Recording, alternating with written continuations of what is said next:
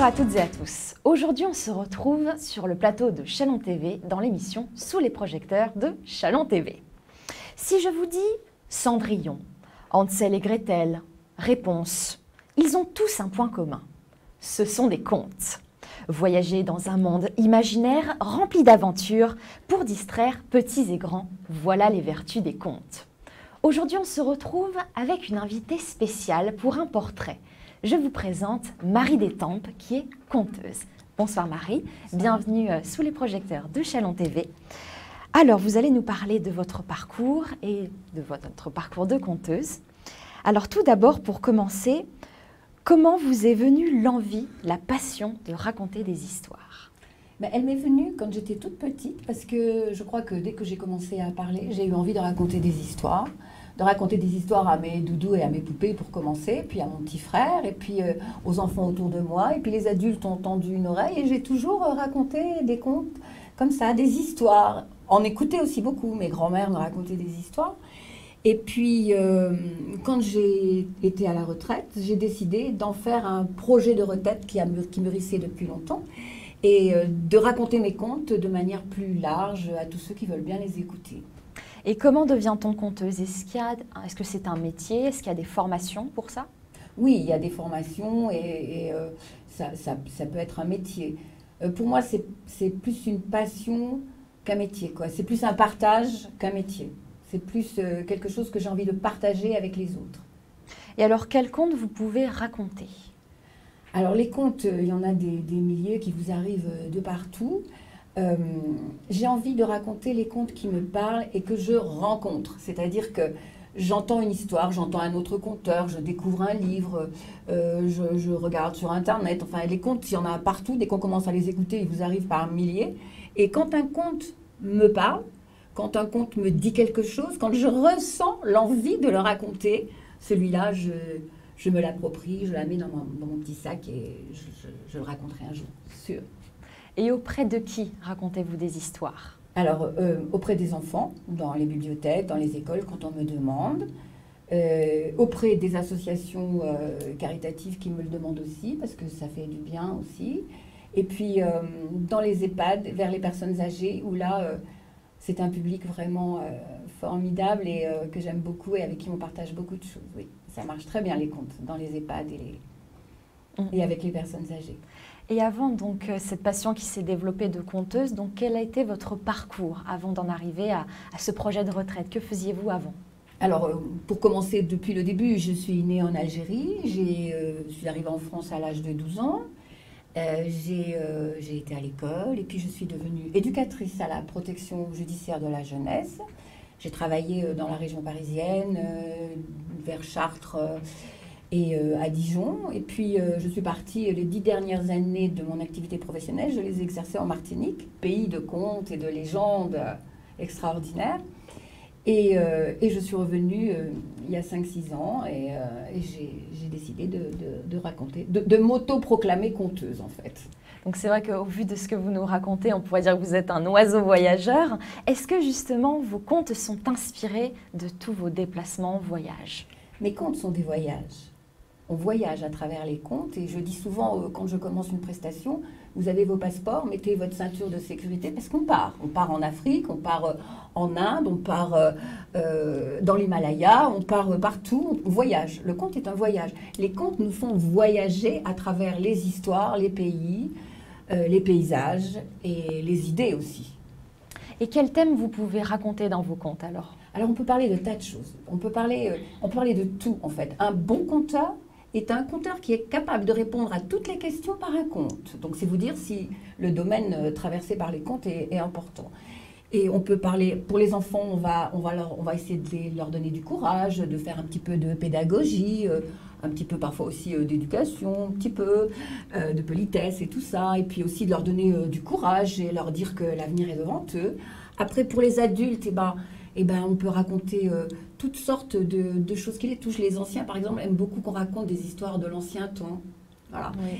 Et puis, on peut aussi évoquer ce que j'aime beaucoup faire, des histoires de philosophie, des histoires de sagesse, des histoires d'écologie, puisque c'est un domaine qui m'intéresse beaucoup et que j'aimerais défendre à travers mes contes.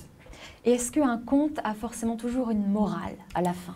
Alors, moi, je n'appellerais pas ça une morale. Alors, c'est vrai que dans les contes africains, par exemple, ou dans les contes, souvent, il y a une petite formule à la fin qui n'est pas une morale, mais qui va vous faire attirer votre attention sur l'idée que le conte veut vous transmettre. J'en ai comme ça des histoires à vous raconter, avec cette petite formule à la fin. C'est pas vraiment une morale, c'est juste, faites attention à ça. Hein. Le conte vous dit ça. Vous en faites ce que vous voulez. Et justement, vous disiez que vous intervenez auprès d'adultes, auprès d'enfants. Comment vous les choisissez, ces contes? Comment vous vous dites, allez, ça c'est pour enfants, ça c'est pour adultes? Est-ce qu'il y a une césure entre les deux? Il y a une frontière? Alors j'ai pensé longtemps qu'il y avait les contes pour enfants et les contes pour adultes. Mais en fait, c'est pas tout à fait vrai. Les gens qui aiment les contes, ils vont se régaler d'histoires pour enfants, soi-disant de 5 ou 6 ans. Et puis, ils vont aussi tirer quelque chose. Vous savez, autrefois, les veillées contes, ça se faisait au coin de la cheminée. Et puis, tout le monde était là pendant qu'on nettoyait les châtaignes ou les noix. Les enfants, au début, ils prenaient les histoires qui leur convenaient. Ils prenaient dans les histoires ceux qui leur convenaient. Et puis, les adultes, petit à petit, prenaient. Il n'y avait pas de ce tri entre les histoires pour enfants et les histoires pour adultes. Donc, c'est un petit peu cet esprit-là que j'aimerais retrouver. Je me rends compte qu'il y a des histoires, soi-disant pour l'adulte, qui parlent beaucoup aux enfants, et puis des histoires pour enfants qui intéressent beaucoup les adultes. Oui, c'est sûr. Et justement, puisqu'il ne faut pas vraiment dire donc il n'y a pas vraiment de frontières, est-ce qu'il y a des limites au conte? Est-ce qu'il y a des censures quand vous racontez? Est-ce que vous vous censurez vous-même sur certaines histoires? J'ai pas envie, je ne revendique pas le mot censure, je ne crois pas que je coupe. Je raconte des histoires pour les gens, je raconte des histoires en relation avec les gens. Donc je n'ai pas forcément envie de les choquer ou de les blesser ou de leur faire du mal. J'ai envie de leur faire du bien. Et je crois que c'est plus dans la formulation. On peut dire à peu près ce qu'on veut. Il suffit de savoir le dire et de savoir le faire passer dans un respect de la personne en face ou des personnes en face, quoi. Il faut faire attention, mais plus à soi et à la manière de dire les choses qu'au fond, en fait. Et à la fin d'un conte, quand vous avez terminé, on va dire, vos interprétations, est-ce que vous attendez des réactions précises du public? Est-ce que vous avez déjà des idées des réactions? Est-ce que vous avez des idées des réactions? Vous attendez quelque chose du public? Alors, le conte est interactif et les gens réagissent beaucoup. Dans les contes que je raconte depuis longtemps, qui sont ma base de conteuse, je sais à peu près quand les gens vont rire ou quand les gens vont se poser des questions. J'attends beaucoup quand la fin est surprenante, quand ce n'est pas la fin qu'on attend. Et le soulagement ou bien l'étonnement, ah mais oui, c'est vrai, ah mais oui, c'est sûr, quoi. Et ça, oui, ça, j'aime bien. Mais je suis toujours surprise. Parce qu'on a beau avoir raconté depuis un moment et connaître un peu la réaction des gens, il y a toujours des gens qui ont où le conte leur parle à eux, personnellement. Et ils vont vous dire, je me rappelle dans un EHPAD où je racontais une histoire à une petite dame qui venait de perdre son mari, qui ne disait jamais rien d'habitude, et au moment d'un conte, je ne me rappelle plus très bien lequel, mais elle dit, mais oui, mais le plus important, c'est sa famille, tu sais, le plus important, c'est sa famille. Et j'ai ressenti à ce moment-là qu'il y avait quelque chose qui lui avait parlé directement et qui l'avait fait réagir, quoi. Et ça, c'est un cadeau, quoi. C'est vraiment un cadeau. Est-ce qu'on peut dire que les contes, du coup, sont universels ou personnels? Comment pourrait-on définir? On pourrait faire un petit mélange des deux. Parce qu'ils deviennent universels à condition d'être passés par quelqu'un, par soi, par l'intérieur. Le conte, ça se ressent. Il faut l'intérioriser pour pouvoir le redonner. Je peux vous redire cette formule d'un conte qui dit « J'ai pris ce conte par mes narines, dans mon dedans, je l'ai réchauffé, et par mon souffle, je te le rends. » Voilà, c'est comme ça qu'on apprend les contes. On les ressent. Donc après, on n'apprend même pas par cœur. Le conte, il vient petit à petit, il est rentré. Vous vous rendez compte que vous le savez sans même, tout le monde me dit, mais tu as une super mémoire. Mais non, c'est que les contes, ils sont en moi, et puis quand je vais commencer, il va ressortir. À la limite, je suis qu'un moment de passage, c'est tout. D'ailleurs, oui, comment vous les travaillez, ces contes? Si vous les lisez une fois, vous avez déjà tout, vous les lisez plusieurs fois, alors, vous les répétez, comment? Quand c'est un conte écrit, on ne peut pas raconter un conte écrit tel quel. Il faut toujours le retravailler pour qu'il puisse passer à l'oral.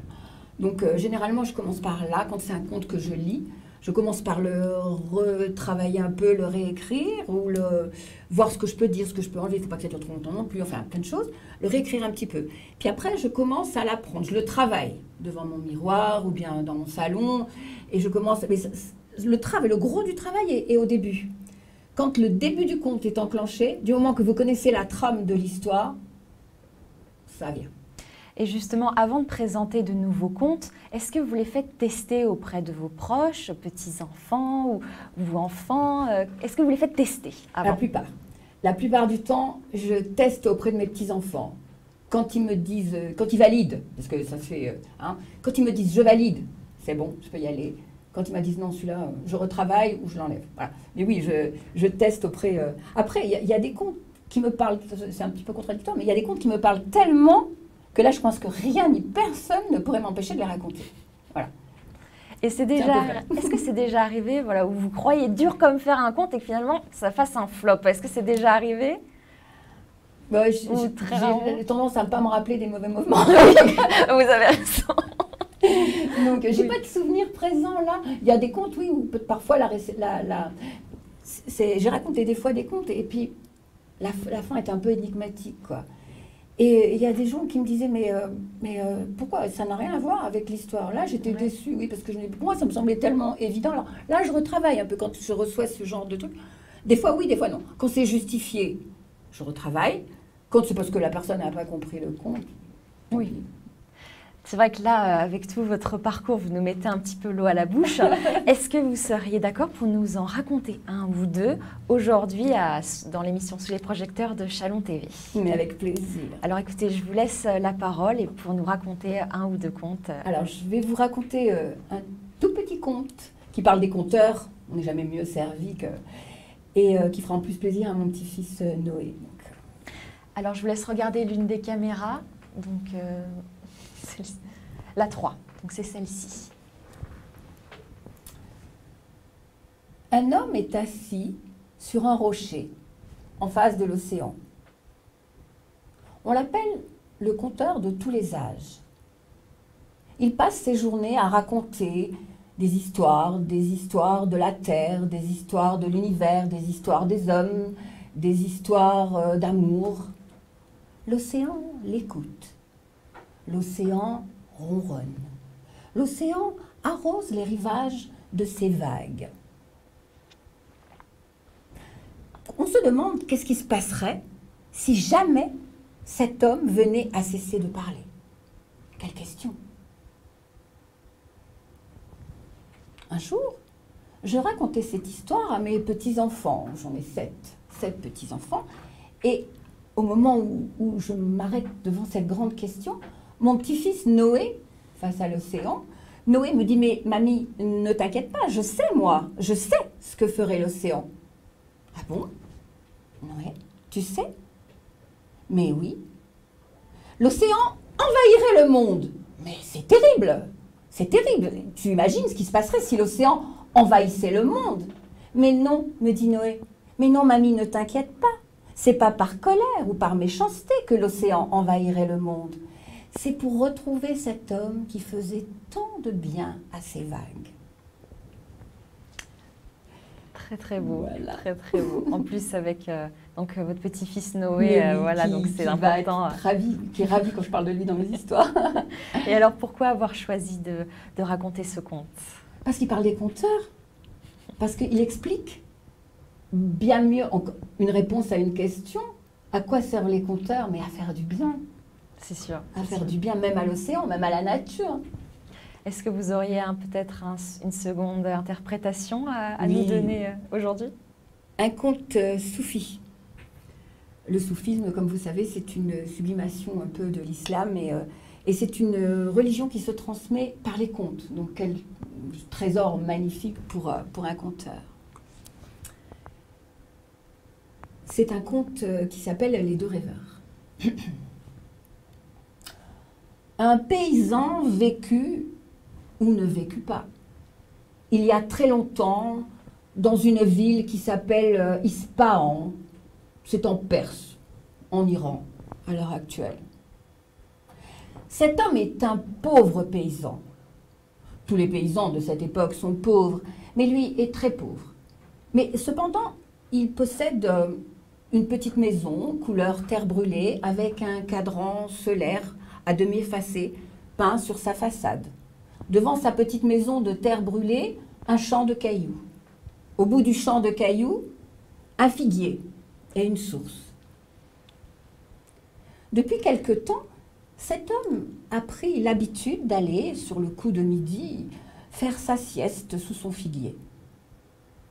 Et depuis quelque temps, tous les jours, mais alors tous les jours, il fait le même rêve. Il rêve qu'il est dans une ville qu'il ne connaît pas, une grande ville, le Caire, il a entendu ce mot, le Caire. Dans cette ville, il y a des ruelles animées, des marchands qui vendent des tissus, des bijoux, des épices. Il traverse comme ça, il baguenote dans toutes les ruelles. Il prend une petite ruelle et cette ruelle le conduit au bord d'un fleuve. Sur ce fleuve, il y a un pont. Au pied de ce pont, il y a un coffre. Et dans ce coffre, il y a un trésor, un fabuleux trésor. Et tous les jours, au même moment, cet homme fait ce rêve, le même rêve. Un jour, il se dit qu'il faut qu'il aille voir. C'est pas pour rien qu'on fait un rêve pareil. Alors il ferme sa petite maison de terre brûlée, il met sa clé sous la pierre près de la porte et il met le chemin sous ses pas et il part. Il part, c'est un long voyage pour aller jusqu'au Caire. C'est un voyage qui dure 5 semaines, il doit affronter les brigands, les bêtes sauvages. Enfin, il arrive sans encombre à cette ville du Caire, cette ville qu'il reconnaît. Il reconnaît ses ruelles animées, ses marchands de tissus, de bijoux, d'épices. Il baguenaude dans les ruelles qu'il reconnaît, ce sont les mêmes que celles de son rêve. Il trouve cette petite ruelle qui descend vers le fleuve. Sur le fleuve, un pont. Et au pied de ce pont, un mendiant. Tout ça pour un mendiant. Mais où est ce trésor promis par le rêve? Il en est désespéré, il en prend le dégoût de la vie. Et il décide que c'est pas possible. Il est tellement désespéré qu'il décide d'en finir avec la vie, qu'il enjambe le pont. Et au moment où il va se jeter à l'eau, le mendiant le tire par le pied et lui dit « Mais quelle idée d'aller mourir par une si belle journée, mais qu'est-ce qui te prend ?» « Oh, lui dit le paysan, si tu savais. » Puis il se met à lui raconter son rêve, la ville, le voyage, le pont. Et puis au lieu du trésor, ben voilà, toi, là, voilà, toi. Bon. À ce moment-là, le mendiant éclate de rire. Il lui dit, oh non, mais alors, mais c'est pas possible. Alors, on dit que je suis fou. Mais alors, toi, tu es 1000 fois plus fou que moi. Partir pour un si grand voyage sur la foi d'un rêve. Mais tu es fou. Mais songe, mensonge, comme dit le proverbe. Écoute, je vais te dire quelque chose.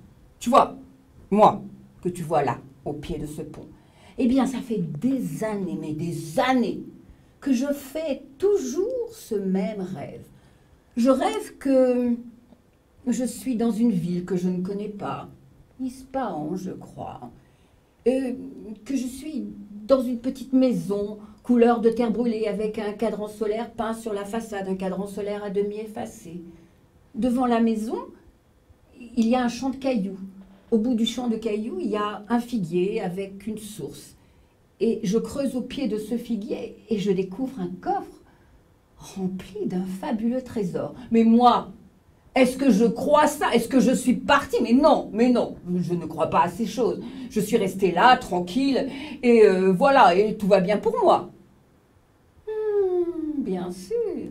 Le vieux paysan avait reconnu sa maison de terre brûlée avec le cadran à demi effacé.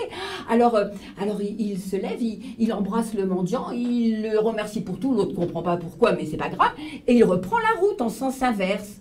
Il arrive enfin devant sa petite maison de terre brûlée avec le cadran solaire à demi effacé. Il ne prend même pas la peine d'ouvrir sa porte. Il prend sa pelle, il traverse le champ de cailloux, il creuse sous le figuier et il découvre un coffre. Et dans ce coffre, il y a tout le bonheur que je vous souhaite. Voilà. C'est magnifique.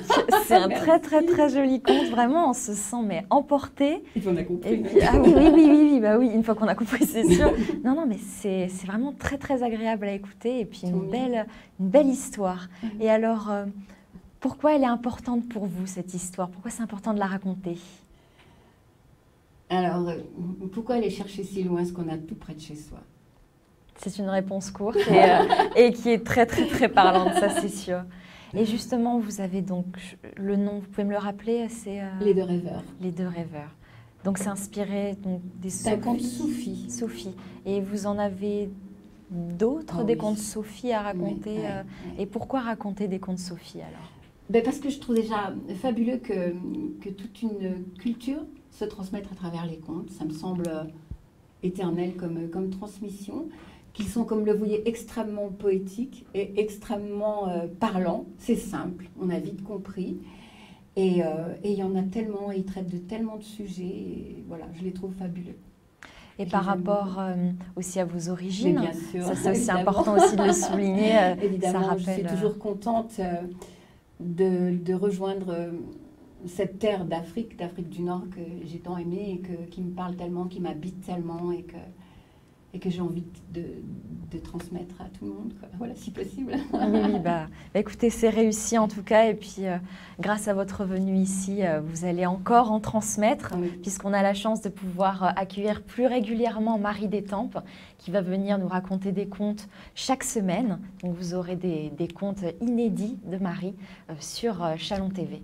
Donc écoutez Marie, je vous remercie, votre portrait touche à sa fin et je vous dis à très bientôt pour de nouvelles histoires. Merci de nous avoir suivis, à très bientôt.